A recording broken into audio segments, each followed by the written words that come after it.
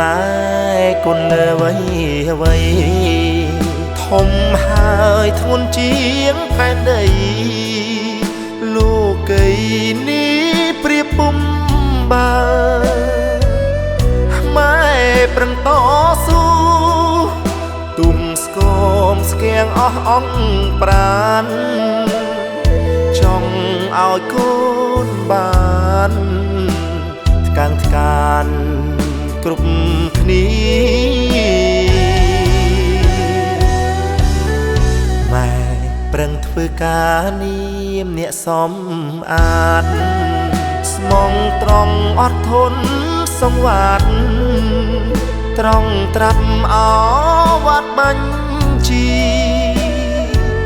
ក្រៅមលុកក្រុមហ៊ុនព្រីម៉ា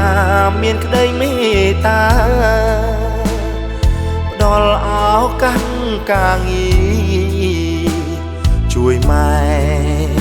ឲ្យស្បាយទុំជាក្តៅរងាយ៉ាងណា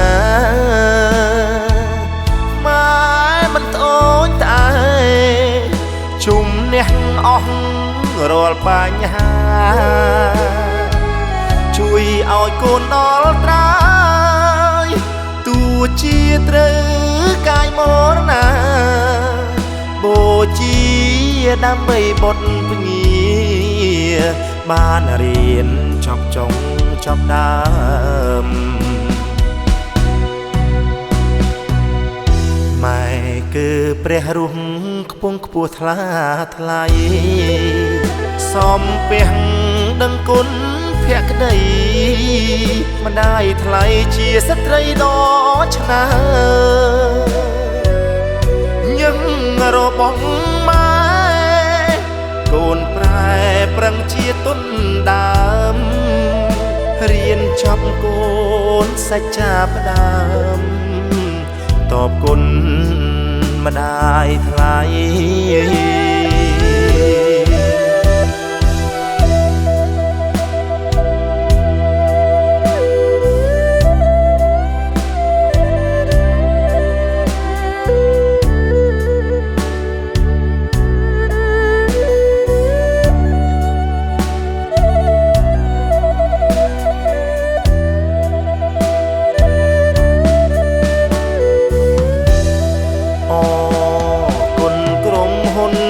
ស្តង់ដា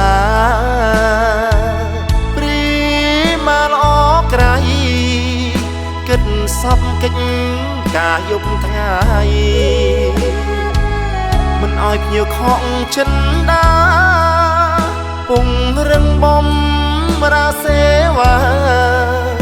ជួយលើកម្ពស់ការងា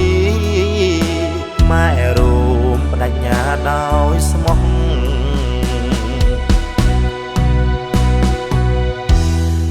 គឺព្រះរស់ខ្ពង់ខ្ពស់ថ្លាថ្លៃ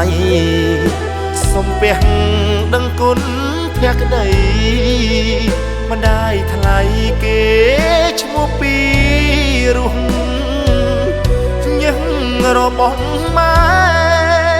កូនប្រែជាទុនមិនអស់